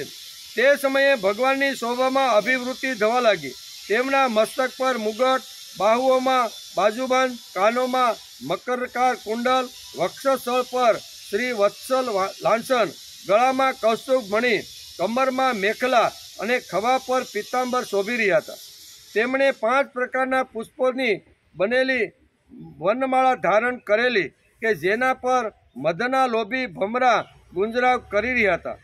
તે શ્રી ભગવાને પોતાના એક ચરણથી બલિની સઘળી પૃથ્વી માપી લીધી. 3 ડગલા પૃથ્વીની વાત અહીં આવે છે. એને 3 ડગલા માગી ને તો એક ચરણથી એવું કીધું તો કે આખી પૃથ્વીને એણે માપી લીધી. એટલું વિરાટ રૂપ થયું. શરીરથી આકાશને તથા ભુજાઓથી દિશાઓને ઘેરી લીધા. બીજા ચરણથી તેમણે સ્વર્ગને પણ માપી. એક ચરણમાં પૃથ્વી, બીજા ચરણની અંદર સ્વર્ગ માપી લીધું. પોતાનું ત્રીજું ચરણ મૂકવા માટે બલિની જરા જેટલી પણ કોઈ વસ્તુ બાકી રહે નહીં. નહીં ભગવાનનું તે બીજું ચરણ ઉપર તરફ વધતું મહાલોક, જનલોક અને તપોલોકને પણ ઓળંગીને સત્યલોકમાં જઈ પહોંચ્યું. 2 ડગલામાં, એક ડગલામાં આખી પૃથ્વીને માપી લીધી, બીજા ડગલાની અંદર આખા સ્વર્ગને માપી લીધું. હવે બલિની એક પણ તસુ જમીન અહીંયા એના હાથમાં રહે નહીં. ત્યારે ભગવાન કહે છે કે ભાઈ 2 ડગલા મેં માગ્યા, હજી 1 ડગલું તો મારું બાકી છે, તો હવે તારી પાસે તો કાંઈ બચ્યું નથી, તો ત્રીજું ડગલું મારે ક્યાં રાખવાનું? બરાબર. તો એની અધ્યાય 21મા અધ્યાયમાં કરે છે. ઇતિ શ્રીમદ ભાગવતે મહાપુરાણે પારમહંસ્યા સંહિતાયા મસ્તક સ્કંદે વિશ્વરૂપ દર્શન નામ 20તમ અધ્યાય. 8મા સ્કંદ અંતર્ગત વિશ્વરૂપ દર્શન નામનો 20મો અધ્યાય સમાપ્ત થયો. 20મા અધ્યાયની અંદર ખાસ તો શુક્રાચાર્ય અને શું કહેવાય બલિરાજાનો સંવાદ આવે છે. એ આ બધા શ્લોકની અંદર આ સંવાદ વેદ વ્યાસે મૂકી દીધો છે. કારણ કે એકાક્ષી હતા અને દૈત્યનું કલ્યાણ શેમાં છે એમાં જ શુક્રાચાર્યને રસ હતો. બાકી દુનિયાનું જે માનવીયનું જે થવું હોય થાય, દેવોનું જે થવું હોય થાય, પણ મારા દૈત્યો સુખી રહેવા જોઈએ. સુખી રહેવા માટે કેટલો કેટલો પ્રયત્ન બલિ પાસે કરે છે, પણ બલિ અહીંયા એકદમ નક્કી કરી લીધું હતું. એણે પૂર્વજોની કીર્તિ ભગવાન વિષ્ણુ પાસેથી અગાઉથી સાંભળી લીધી હતી. કારણ કે ભગવાને એની કીર્તિ આપણે આગલે દિવસે જોતા હતા ને, કે જ્યારે બટુકનું રૂપ ધારણ કરીને યજ્ઞશાળામાં જ્યારે પધાર્યા, ત્યારે અહીંયા હિરણ્યાક્ષિપુથી શરૂઆત કરી અને વિરોચન સુધીના તમારા પૂર્વજો વંશની અંદર કોણ કોણ કેવા કેવા કામો કર્યા, એ બધી વંશાવળી બહુ સરસ રીતે બટુકે અહીંયા બલિરાજાને સમજાવી હતી. એટલે એના મગજમાં મહાપુરુષો થયા છે, અને આવા મહાપુરુષો કેટલા શૂરવીર કેટલા બળવાન હતા એ બધું સાંભળ્યું છે. અને આવેલો યાચક કોઈ દિવસ પાછો જતો નથી. આ બધી જ વાતો એણે ભગવાન વિષ્ણુ બટુકનું રૂપ ધારણ કરી અને યજ્ઞશાળામાં જ્યારે પધાર્યા ભગવાન, ત્યારે એની પાસેથી સાંભળી લીધી હતી. તેથી અહીંયા શુક્રાચાર્ય ગમે એટલી બળજબરી કરે છે, ગમે એટલો એના ઉપર વજન મૂકે છે, ગમે એટલું સમજાવે છે, પણ અહીંયા બલિરાજા કહે છે કે એકવાર મુખારવિંદમાંથી શબ્દ નીકળી ગયો, મારે ભલે નરકમાં અહીં સુધી બોલે છે, મને કદાચ જો નરક મળે ને તો નરક લેવા તૈયાર છું. પૃથ્વીના 3 મારી પાસે જે હસ્તગત જે આખા જે રાજ્યો છે એ રાજ્યો જાય તો મને કાંઈ વાંધો નથી. હું દરિદ્ર થઈ જાઉં તો પણ મને વાંધો નથી. પણ એકવાર મોઢામાંથી નીકળેલો જે શબ્દ છે સત્ય વાત છે, એ સત્ય પ્રતિજ્ઞ હું છું. તેથી હું સત્ય વાત છોડવા માગતો નથી. એટલું આ 19માં એટલે કે 19 અને 20 આ 2 અધ્યાયની અંદર ગઈકાલે ને આજે આપણે આ 20મા અધ્યાય સુધીમાં આટલી વાતો જોઈ. પછી અહીંયા કહે છે કાંઈ વાંધો નહીં, ક્રોધે ભરાયા અને શ્રાપ આપીને જતા રહ્યા. પછી અહીંયા વિચાર કરે છે કે હવે એને શું કરવાનું. હાથ શું કહેવાય પગ પખાડે છે, પત્નીને બોલાવે છે, અને બંને જણા અહીંયા ભગવાનનું ફરીથી પૂજન કરે છે. અને ભગવાન વિચાર કરે છે કે હવે આણે મને સંકલ્પ કરીને અહીંયા 3 ડગલાનું આવી રીતનું કરી દીધું. તેથી ધીમે ધીમે વામનમાંથી વિરાટ થવા લાગ્યા. વિરાટ થયા એટલે શું આવ્યું તો ઘણા બધા શ્લોકની અંદર ભગવાનના મુખારવિંદમાં ભગવાનના ચરણની અંદર જે જે ઘટનાઓ બની એ બધી વેદ વ્યાસે લખી છે. એમ કરી અને અહીંયા 2 પગલાં એની પાસેથી માંગ્યા કે ભાઈ તે મને 3 પગલાં 3 ચરણ આપવાની જે વાત કરી હતી, એમાં 1 ચરણમાં તો મેં પૃથ્વી આખી માપી લીધી છે, બીજા ચરણની અંદર મેં સ્વર્ગ સુધી મેં મારી આવી રીતની જે કાયા છે ને એને વિરાટ કરીને મેં ત્યાં પણ માપી લીધું છે. પણ હવે મારે શું કરવાનું, 1 ડગલું તો હજી મારું બાકી રહી ગયું, તારે મને આપવું તો પડે. એ 21મા અધ્યાયની અંદર વેદ વ્યાસે લખ્યું છે, એનો આપણે વિચાર કરવાનો છે. અધ્યાય 21મો, વામન ભગવાન દ્વારા બલિને બાંધવો. તો બલિને, કારણ કે પ્રશ્ન કોનો હતો, પરીક્ષિત રાજાનો. હું પૂછ્યો તો કે ઉત્પત્તિ સ્થિતિ અને લય કરવાવાળા જે ભગવાન છે એને યાચક બનીને બલિરાજા પાસે માગવાની જરૂર શું પડી. જે દુનિયા આખીને પોષણ કરે છે, જે દુનિયા આખીને જે સંભાળે છે, એવા ભગવાન આવા માગણ થઈને એની પાસે જાય. આ પરીક્ષિત રાજાનો પ્રશ્ન હતો. તો આ મને હે ગુરુદેવ શુક્રાચાર્ય શું કહેવાય સુખદેવજી મહારાજ, આ મને સમજાતું નથી. આ પ્રશ્ન પહેલો. બીજો પ્રશ્ન અહીંયા સુખદેવજીને રાજા પરીક્ષિતે પૂછ્યો કે બલિરાજાને બાંધો શા માટે, એને બાંધવાનું તો કાંઈક કારણ હશે ને. 2 પ્રશ્ન હતા. એ 2 પ્રશ્નના જવાબમાં આપણે ધીમે ધીમે આગળ જતા અહીંયા 21મા અધ્યાયના આ બંને પ્રશ્નોનું સોલ્યુશન 21મા અધ્યાયની અંદર અહીંયા સુખદેવજી મહારાજ રાજા પરીક્ષિતને સમજાવી દે છે. અધ્યાય 21મો, વામન ભગવાન દ્વારા બલિને બાંધવો. શ્રી શુક ઉવાચ સત્યમ સમીક્ષાબ્જ ભવો નખેન્દુભિ હતા સ્વધામા દુતિર્વાતૃભોગત મરીચિ મિશ્ર ઋષિય બૃહસ્તા સનંદનાદ્ય નરદેવ યોગી વેદોપવેદા નિયમાંતિયામા તર્કે રહિતા સાંગ પુરાણ સંહિતા એચા પરે યોગ સમિદ્ધિતિપ્તામ જ્ઞાનાગ્નિના સંધિ કર્મ સલાભા. સુખદેવજી મહારાજ કહે છે કે હે રાજા પરીક્ષિત, ભગવાનનું ચરણ કમળ સત્યલોકમાં જઈ પહોંચ્યું. શું કે છે? 2 ડગલાની અંદર જે બીજું ડગલું હતું ક્યાં? સત્યલોકની અંદર જઈ પહોંચ્યું. તેમના નખ ચંદ્રની છટાથી સત્યલોકનું તેજ ઝંખવાઈ ગયું. તેના તેજમાં સ્વયં બ્રહ્માજી પણ જાણે ડૂબી ગયા અને તેમણે મરીચી વગેરે ઋષિઓ, સનંદ વગેરે નૈષ્ટિક બ્રહ્મચારીઓ તેમજ મોટા મોટા યોગીઓ સાથે ભગવાનના ચરણ કમળનું સ્વાગત કર્યું. કે અહીંયા સુધી ભગવાનનું ચરણ એક તો પહોંચી ગયું છે. એટલે બધા ઋષિઓ જે હતા, ઋત્વિજો હતા, સનંદ હતા, એ બધાએ ભગવાન વિષ્ણુના ચરણ કમળને આવી રીતનું સ્વાગત કર્યું. વેદ, ઉપવેદ, યમ, નિયમ, તર્ક, ઇતિહાસ, વેદાંગ અને પુરાણ સંહિતાઓ કે જે બ્રહ્મલોકમાં મૂર્તિમંત થઈને વસે છે, તેમણે તથા તે જે લોકોને યોગરૂપ વાયુથી જ્ઞાનરૂપ અગ્નિને પ્રજાળીને કર્મના મળને ભસ્મ કરી નાખે છે, તે મહાત્માઓએ તે બધા એ ભગવાનના ચરણની વંદના કરી. આ જ ચરણ કમળના સ્મરણના મહિમાથી જ બ્રહ્મલોક પ્રાપ્ત થયો. તે કર્મ દ્વારા પ્રાપ્ત થતું નથી. ભગવાનની કૃપાથી આ પ્રાપ્ત થઈ ગયું છે.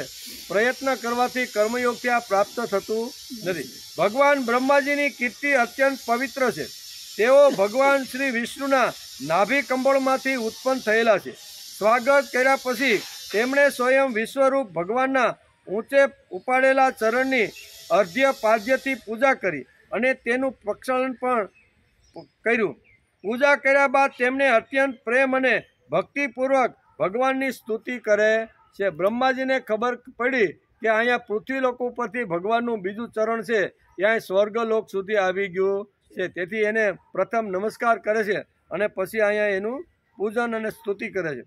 સ્તુતિ કરતા વેદવ્યાસ લખે છે અને બ્રહ્માજી અહીંયા ભગવાનની સ્તુતિ કરતા કહે છે કે હે નરેન્દ્ર, બ્રહ્માજીના કમંડલનું તેજ જળ વિશ્વરૂપ ભગવાનના ચરણને પખાળવાથી પવિત્ર થઈ જવાના કારણે એ જ ગંગાજીના રૂપમાં પરિણમ્યું છે. શું કહે છે? અહીં ભગવાનની સ્તુતિ કરતા બ્રહ્માજી અહીંયા કહે છે કે ભગવાનના ચરણને પખાળવાથી પવિત્ર થઈ જવાના કારણે એ જ ગંગાજીના રૂપમાં પરિણમ્યું છે, કે જે આકાશ માર્ગે પૃથ્વી પર પડીને 3 લોકને પવિત્ર કરતા રહે છે. આ ગંગાજી એટલે મૂર્તિમંત ઉજ્જવળ કીર્તિ એટલે ગંગાજી. હા, એના ચરણમાંથી નીકળ્યા. પછી ભગવાનનું ચરણ કમળ ત્યારે ભગવાનનો શ્રી વિગ્રહ બની ગયું. એટલે કે ભગવાન સ્વયં જ પ્રગટ થઈ ગયા. તેમણે હવે પોતાની વિભૂતિઓને સમેટી લીધી. ત્યારે પોતાના અનુચરો સહિત બ્રહ્માજી વગેરે લોકપાલોએ અત્યંત આદરપૂર્વક પોતાના સ્વામી ભગવાનને અનેક પ્રકારની ભેટો આપી. તે બધાએ જળ ઉપહાર, માળા, દિવ્ય સુગંધ પૂર્ણ લેપ, અંગરંગ, સુગંધી પુષ્પ, દીપ એટલે કે ડાંગરની ધાણી, અક્ષત, ફળ, અંકુર, ભગવાનના મહિમા અને પ્રભાવથી યુક્ત સ્તોત્ર, જયઘોષ, નૃત્યુ, વાદ્ય, સરંજામ, ગાન તેમજ શંખ અને નગારાના ઘોષથી ભગવાનની આરાધના કરી. તે સમયે ઋષિઓના રાજા જાંબુવંત મંદના જેવા વેગથી દોડીને બધી દિશાઓમાં ભેરી ભૂંગળ વગાડીને ભગવાનના મંગળમય વિજયની ઘોષણા કરવા લાગ્યા. હા, દૈત્યોએ જોયું કે 3 ચરણ પૃથ્વી ભગવાનના બહાને વામનજી એ સઘળી પૃથ્વી પડાવી લીધી છે. ત્યારે તેઓ વિચારવા લાગ્યા કે અમારા સ્વામી બલિ અત્યારે યજ્ઞમાં દીક્ષિત છે, તેથી તે ઊભો થઈ શકે એમ. યજ્ઞમાં બેઠેલો યજ્ઞ જ્યાં સુધી પૂરો ન થાય ત્યાં સુધી એ દીક્ષિત ઊભો થઈ શકતો નથી. તેથી અહીંયા દૈત્યો એટલે કે બલિ રાજાના જે સૈન્ય હતું અથવા એના જે શાહકો હતા, એણે વિચાર કર્યો કે એ ભલેની અત્યારે યજ્ઞમાં બેઠા, આપણી પાસે પણ શક્તિ તો છે, આપણે પણ યુદ્ધ કરીને ફરીથી ગયેલી સંપત્તિ આપણે પાછી, આવો વિચાર અત્યારે દૈત્ય કરવા લાગ્યા કે અત્યારે યજ્ઞમાં દીક્ષિત છે, તેથી તેઓ કશું બોલી શકવાના કે કરી શકવાના નથી. ઘણા ચીડાઈને અંદરો અંદર દૈત્યો કહેવા લાગ્યા, અરે આ બ્રાહ્મણ નથી, આ તો સૌથી મોટો માયાવી વિષ્ણુ છે. બ્રાહ્મણના રૂપમાં છુપાઈને આ દેવોનું કાર્ય સિદ્ધ કરવા માટે અહીંયા આવ્યો છે. આ કોઈ સામાન્ય માણસ નથી, પણ વિષ્ણુ એટલે આવી રીતનો વ્યાપક છે. અને એ દેવોનું ભલું કરવા માટે, દેવોનું કલ્યાણ કરવા માટે એ અત્યારે અહીંયા વામન બનીને બટકો રૂપ ધારણ કરીને યજ્ઞશાળામાં આવ્યો છે. એમ બાકી રહેલા જે દૈત્યો છે ને એ અંદરો અંદર આવી રીતનો વિચાર કરવા લાગ્યા.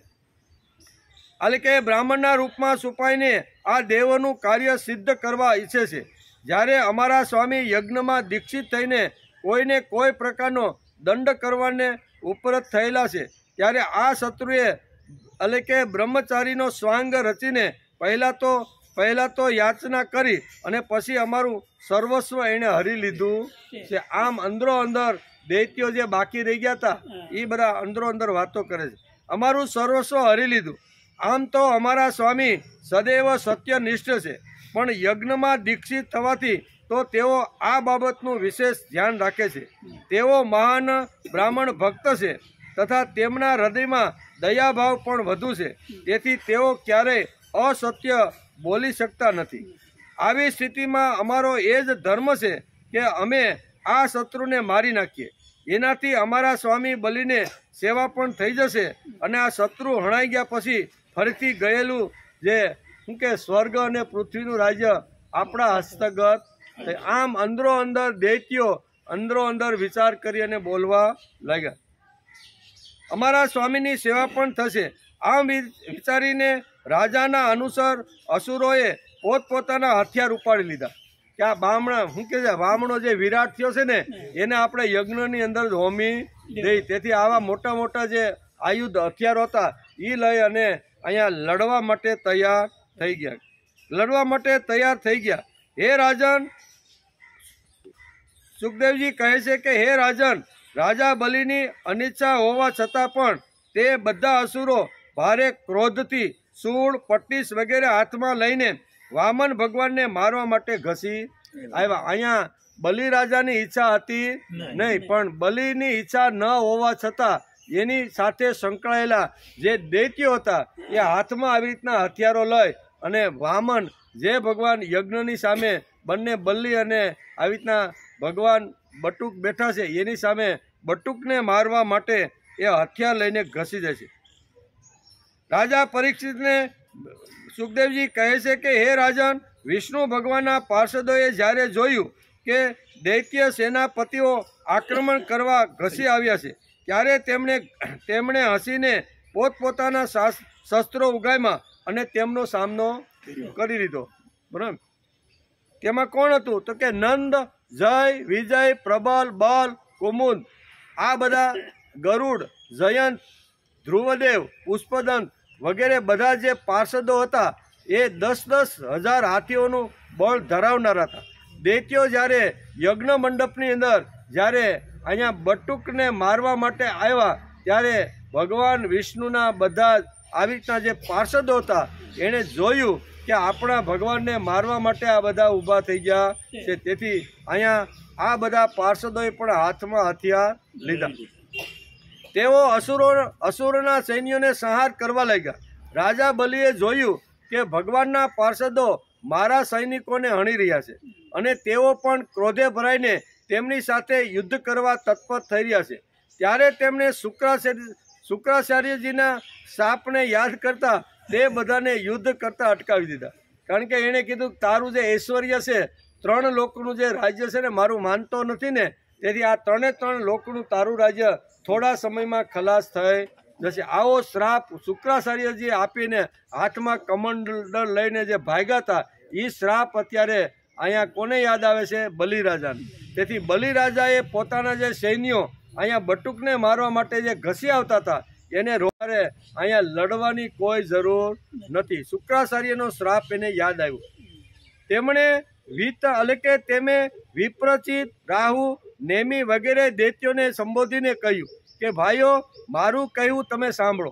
બલિએ યજ્ઞમાં બેઠા બેઠા જે આ દૈત્યો આવ્યા હતા એ બધાને કીધું કે તમે મારું સાંભળો, તમે યુદ્ધ ન કરો, પાછા વળી જાઓ. આ સમય આપણા કાર્યને અનુકૂળ નથી.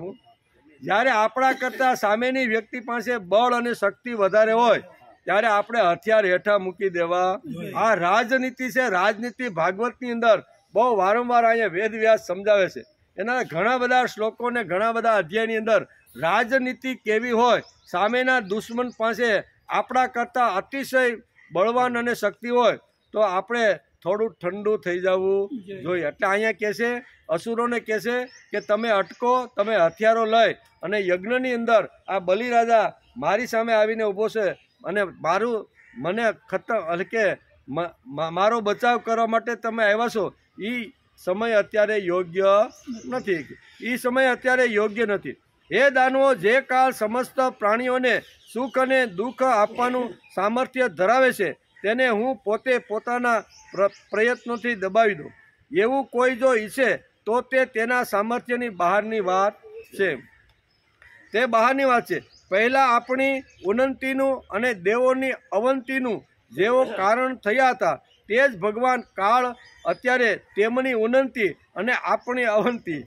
આની પહેલાં જે ઘટના ઘટી હતી, બરાબર ને, કે જે વખતે અહીંયા શુક્રાચાર્ય બધાને સાજા કર્યા અને સરસ મસી ઔષધિ આપી અને ઠીકઠાક જ્યારે કર્યા અને યજ્ઞમાંથી જ્યારે અહીંયા શુક્રાચાર્ય યજ્ઞ કર્યો અને યજ્ઞમાંથી ઘોડોને હથિયારને બધા આવ્યા, એનાથી અનેક ગણું બળ એ કે બલિરાજા કે મારી અંદર આવી રીતનું આવી ગયું હતું. મને એમ થયું કે ગયેલું રાજ્ય પાછું આપને મળે.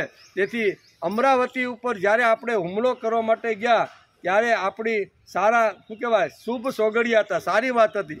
એ વખતે દૈત્યોને ખબર પડી, બરાબર, તો એ વખતે બૃહસ્પતિજીએ એને સલાહ આપી કે અત્યારે તમે એની સામે લડીને જીત મેળવી શકશો નહીં, તેથી તમારે છુપાઈ જવું જોઈએ. અનેક રૂપો ધારણ કરી અને તમે બધા છુપાઈ જાઓ. તે વખતે અહીં યાદ અપાવે છે કે જે વખતે આપણે અમરાવતી ઉપર જ્યારે હુમલો કરવા માટે આવ્યા ત્યારે આપણું કલ્યાણ હતું એમાં, અને અત્યારે અહીંયા શું કહેવાય અહીંયા બટુકના રૂપની અંદર વિષ્ણુ ભગવાન આવ્યા છે ત્યારે એની શક્તિ અને એના જે પાર્ષદો છે એના આપણા કરતાં અનેક ગણી શક્તિ એની પાસે છે. તેથી ક્યારેક અવનતિ અને ક્યારેક આવી રીતની વિજય અને પરાજય, આ બંને વાતો તો આવી રીતની અવારનવાર ચાલતી રહેલી છે. અમરાવતી ઉપર જ્યારે ચડાઈ કરી ત્યારે આપણો વિજય થયો.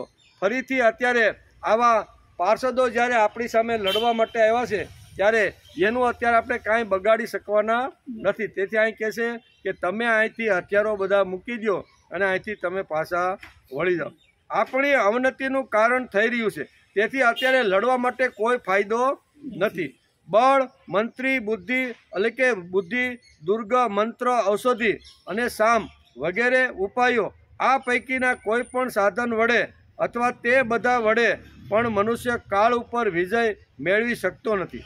જ્યારે દેવ તમારા બધાને અનુકૂળ હતું ત્યારે તમે દેવતાઓના આ અનુસરોને કેટલી વાર તમે જીતા છે, પણ અત્યારે આપણું દેવ એટલે ભાગ્ય, શું કહેવાય પ્રારબ્ધ, અત્યારે આપણું દેવ ભાગ્ય બરોબર અનુકૂળ નથી. આપણું જ્યારે અનુકૂળ હતું ત્યારે દેવો ઉપર કેટલી વખત પણ આપણે વિજય પ્રાપ્ત કર્યો છે. આમ એના જે અનુસરો હોય છે એ બધા અનુસરોને આવી રીતના સમજાવી રહ્યા છે. દેવતાઓ એટલે કે હતું ત્યારે દેવતાઓના આ અનુસરો કેટલી વાર જીતા છે, પણ જુઓ આજે તેઓ યુદ્ધમાં આપણા પર વિજય મેળવીને સિંહ ગર્જના કરી રહ્યા છે. જો દેવ આપણને અનુકૂળ થઈ રહે છે તો આપણો પણ તેમને જીતી લઈશું, પણ અત્યારે દેવ અત્યારે આપણને અનુકૂળ નથી. જ્યારે માણસ પ્રયત્ન કરે અને દેવ ભાગ્ય જો અનુકૂળ ન હોય તો એનો પ્રયત્ન કંઈ ચાલતો નથી. એટલે તમે હથિયારો હેઠા મૂકી જો, બે હાથ જોડી અને યજ્ઞ મંડપમાં બેઠેલો અત્યારે દૈત્યરાજ, અત્યારે બલિરાજા બે હાથ જોડીને પોતાના સૈન્યને આ પ્રમાણે સમજાવે છે. જો દેવ આપણને અનુકૂળ થઈ રહેશે તો આપણે પણ તેમને જીતી લઈશું. માટે તે સમયની આપણે રાહ જોવી જોઈએ. જે સમય આપણા કાર્યની સિદ્ધિને અનુકૂળ હોય ત્યારે સામે યુદ્ધ કરવાનો સંકલ્પ કરવો. આપણે ખબર પડે એના કરતાં 1000 ગણી તાકાત, બળ, શક્તિ આપણી પાસે છે ત્યારે સામેના સાથે યુદ્ધ કરવાનું. સુખદેવજી મહારાજ કહે છે કે હે રાજા પરીક્ષિત, પોતાના સ્વામી બલિની વાત સાંભળીને ભગવાનના પાર્ષદોથી ઘાયલ થયેલા તે દાનવો અને દાન સેનાપતિઓ રસાતાલમાં ચાલ્યા ગયા. બધા ઘાયલ જેટલા થયા હતા એ બધા ક્યાં ગયા? રસાતાલમાં. રસાતલમાં ચાલ્યા ગયા. તેમના ચાલ્યા ગયા પછી ભગવાનના અંતઃકરણની ઈચ્છા જાણી લઈને પક્ષીરાજ ગરુડજીએ વરુણના પાસથી બલિને બાંધી દીધો. બલિને તમે શા માટે બાંધ્યો એ મને સમજાવો. પરીક્ષિતનો આ પ્રશ્ન હતો. એટલે કે અહીંયા બલિને આવી રીતનો બાંધી દીધો. વરુણના પાસથી બલિને બાંધી દીધા. તે દિવસે તેમના અશ્વમેઘ યજ્ઞમાં સોમપાન થવાનું હતું. એ જ વખતે અહીંયા બલિને બાંધી દે છે. એમ રાજા પરીક્ષિત ને અત્યારે સુખદેવજી મહારાજ સમજાવી રહ્યા છે. સર્વશક્તિમાન ભગવાન વિષ્ણુએ જ્યારે આ પ્રમાણે બલિને બંધાવી દીધા ત્યારે પૃથ્વી, આકાશ અને સઘળી દિશાઓમાં લોકો હાહાકાર કરવા લાગ્યા. બલિ વરુણના પાસથી બંધાઈ ગયા અને તેમનું ઐશ્વર્ય પણ નષ્ટ થઈ ચૂક્યું હતું. તો પણ તેમની બુદ્ધિ નિશ્ચયાત્મક હતી અને બધા લોકો તેમના ઉદાર યશનું ગાન કરી રહ્યા હતા. ત્યારે હે રાજન, વામન ભગવાને બલિને આ પ્રમાણે કહ્યું. એમ પરીક્ષિત રાજાને સુખદેવજી મહારાજ કહે છે, બલિને આ પ્રમાણે કહ્યું કે હે અસુરરાજ, તમે મને આપી હતી 2 ચરણમાં તો મેં 3 લોકને માપી લીધા. હવે ત્રીજા ચરણનું દાન તમે પૂર્ણ કરો. તમે મને જે વચન આપીને જલથી તમે જે સંકલ્પ કર્યો હતો એ સંકલ્પ તમારો હજી પૂરો થયો નથી. એમ અત્યારે કે તમારો સંકલ્પ કરેલો હજી પૂર્ણ થયો નથી. 3જા ચરણનું દાન પૂર્ણ કરો. જ્યાં સુધી સૂર્યનો તાપ પ્રવર્તશે, જ્યાં સુધી નક્ષત્રો અને ચંદ્રમાના કિરણો પહોંચે છે અને જ્યાં સુધી વાદળો વરસે છે, ત્યાં સુધીની સઘળી પૃથ્વી તમારા અધિકારમાં જે હતી એ મારા 2 ચરણોથી સ્વર્ગ અને પૃથ્વીને મેં માપી લીધી છે. એટલે 2 ડગલાની અંદર મેં આ કર્યું. તમારા જોતા જ મેં પોતાના 1 ચરણથી ભૂલોક, શરીરથી આકાશ અને દિશાઓ તથા બીજા ચરણથી સ્વર્ગલોક મેં માપી લીધું છે. આ રીતે તમારું સર્વ કાંઈ મારું અત્યારે થઈ ચૂક્યું છે. આના ઉપર હવે તમારો કોઈ અધિકાર નથી. અત્યારે મારા કબજાની અંદર સ્વર્ગ અને પૃથ્વીલોક બંને આવી ગયા છે. એટલે એમાંથી હવે તમે મને કાંઈ આપો એવું મને લાગતું નથી. આ બંને મારા કબજાની અંદર આવી ચૂક્યા છે. આમ છતાં પણ તમે જે પ્રતિજ્ઞા કરી છે તે પૂરી નહીં કરી શકવાના કારણે હવે તમારે નરલોકમાં વાસ કરવો. કારણ કે તમે તમારી પ્રતિજ્ઞા પૂરી કરી શક્યા નથી. કારણ કે આ બંને તો મારા કબજામાં આવી ગયા છે. એમાંથી તમે મને કશું કંઈ આપી શકવાના, મારું દાન કાંઈ કોઈ આપી શકે ખરો? એટલે આ વાત અહીંયા ભગવાન અત્યારે બલિને કહેશે કે હવે તમારા માટે નરક તૈયાર થઈ ગયું છે. તમે જે વચન ભંગ કર્યો, પ્રતિજ્ઞા લઈ, જળ લઈ અને મારા ચરણની અંદર કીધું કે 3 ડગલા હું તમને પૃથ્વી આપવા માટે તૈયાર છું. તમે વચન ભંગ થયા છો અને એકવાર તમારા જેવાના મુખારવિંદમાંથી શબ્દો નીકળે અને એ જો ભંગ થાય તો એના માટે નરકવાસ વેઠવો પડે. એમ ભગવાન કહે છે. એના માટે નરકવાસ તમારે વેઠવો પડશે. આ બાબતમાં તમારા ગુરુદેવની પણ સંમતિ છે. કારણ કે એણે પણ તમને શ્રાપ, તમારું બધું ઐશ્વર્ય ખલાસ થઈ જાય. તમે જે અત્યારે 3 શું કહેવાય, પૃથ્વી, સ્વર્ગ અને આકાશના અધિપતિ જો છે, 7 દ્વીપના તમે જે માલિક છો ને, આ બધું તમારું ઐશ્વર્ય ખલાસ થઈ જાય. તમારા ગુરુદેવનો પણ આ જ વાતમાં સંમત છે. તો જાઓ, હવે તમે નરકમાં પ્રવેશો. હું કીધું? હવે તમે નરકમાં પ્રવેશો. યાચકને આપવાની પ્રતિજ્ઞા કરીને જે વ્યક્તિ તે આપી શકતી નથી, એ રીતે વચન ભંગ કરે છે, તેના સઘળા મનોરથ વ્યર્થ જાય છે. સ્વર્ગની વાતો દૂર રહી તેણે નરકમાં જવું પડે છે. એકવાર હું તમને આપીશ એવું કોઈ બોલે અને પછી જો ન આપે તો એને નરકમાં વાસ કરવો પડે છે. વેદ વ્યાસે બહુ સરસ રીતે અહીંયા આ ચરિત્ર દ્વારા આપણે સમજાવવાનો પ્રયત્ન કર્યો છે કે માણસે સત્ય બોલવું જોઈએ, પ્રતિજ્ઞા લેવી જોઈએ અને એ પ્રતિજ્ઞા પૂરી થાય ત્યાં સુધી માણસે પ્રયત્ન કરી લેવો જોઈએ. આપણે પણ જે વખતે માના ગર્ભની અંદર હતા એ સમયે ભગવાનની સામે આપણે પ્રતિજ્ઞા કરી હતી કે હે ભગવાન, હું અત્યારે જેમ કડાની અંદર જો કોઈ ઉકળતું હોય ને એવી રીતે હું અત્યારે માના ગર્ભમાં ઉકળી રહ્યો છું. આ અગ્નિ મારાથી સહન થતી નથી. 2 હાથ જોડીને જીવ જ્યારે અહીંયા શિવને આજીજી કરે છે કે ભગવાન તમે મને આમાંથી છોડાવો, બરોબર, અને ભગવાન કહે છે હું તને આમાંથી છોડાવું તો તું કાંઈક પ્રતિજ્ઞા લે, કાંઈક મને વચન આપ, બરાબર ને? ત્યારે જીવ ભગવાનને વચન આપે છે કે ભગવાન તમે મને આ ઉકળતા માંથી જો છોડાવો ને તો હું જ્યાં સુધી 80-90 વર્ષ સુધી થશે, જ્યાં સુધી તમે મને આયુષ્ય આપજો ને ત્યાં સુધી હું તમને ભૂલીશ નહીં. રોજ તમને યાદ કરીશ, રોજ તમારે સ્મરણ કરીશ અને રોજ તમારું હું નામ લઈશ. હું તમને ક્યારેય ભૂલીશ નહીં. ભગવાન કે વાંધો નહીં, તું જો આવી પ્રતિજ્ઞા લેતો હોય તો હું પણ તને એક વચન આપું છું. આમ જીવ અને શિવ એકાબીજા સામે વચન આપતા રહેલા છે. શિવ કહે છે કે જો તું આવી તો મને સંભાળવાનો હોય, મને યાદ કરવાનો હોય, સૂતી વખતે, ઉઠતી વખતે અને જમતી વખતે રોજ જો તું મને 3 વખત જો યાદ કરવાનો હોય ને તો હું પણ તને વચન આપું છું. તું જીવ ત્યાં સુધી સંભાળવાની જવાબદારી મારી છે. તું ગાળો આપ, ખા, તું સંભાળ કે ન સંભાળ, ગમે તેવું વર્તન કર, પણ હું તને વચન આપું છું કે તને સંભાળવાની જવાબદારી મારી છે. આપણે ત્યાંથી આવ્યા પાછા, જીવ જ્યારે આ પૃથ્વી ઉપર આવ્યો ત્યારે ઉવા કરીને કીધું કે તું જ્ઞાન, હું અહીંયા, હવે તારે ને મારે. આપણે પ્રતિજ્ઞા તોડી નાખી, ભગવાન પ્રતિજ્ઞા તોડતો નથી. એટલે આપેલું જે વચન છે એ તોડે છે, બરાબર? એ ભાગવતકાર પુરાણોમાં ઘણી જગ્યાએ આવી રીતના ભાગવતકારે પુરાણોમાં, કારણ કે 19 પુરાણો, 18 પુરાણો છે, એમાં ક્યાંક ને ક્યાંક આ બધી જીવ અને શિવની વાતો પુરાણકારે કરેલી છે.